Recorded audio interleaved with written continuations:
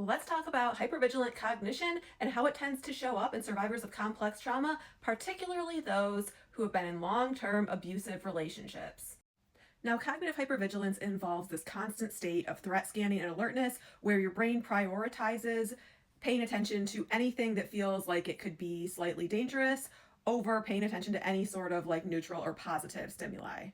It doesn't involve as much of the sensory hypervigilance as it does this chronic worry and thought process where the person is always trying to analyze every point of trouble and get out ahead of it. From a survival perspective, it makes a lot of sense. But practically, on a day to day basis, when you're no longer living in danger, it pretty much just feels like torture. My name is Jessica Payne. I'm a licensed therapist specializing in recovery from complex trauma, especially recovery from psychologically abusive relationships, and I'm a certified narcissistic abuse treatment clinician.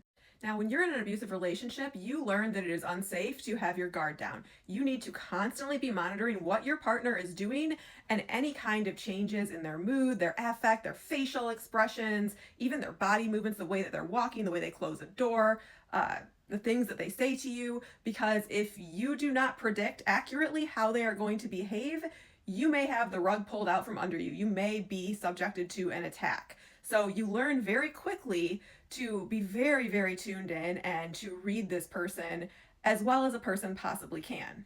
Now, when you get out of the relationship, this doesn't automatically go away, especially if you still have to share children with them, because you know that any act of goodwill from them probably isn't really all that kind. It's some sort of Trojan horse that is, not going to lead to anything good for you. So you're always asking yourself, what's the catch? What is coming next?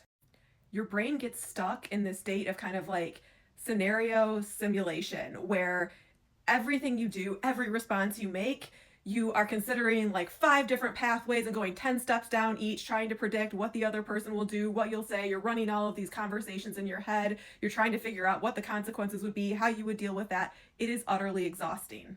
Now, some of this is useful, so I'm not saying that you have to completely let go of it, but I think that learning how to manage it and how to utilize it when you need it and how to let your guard down so that you can relax and take care of yourself and enjoy your life at other times is pretty important.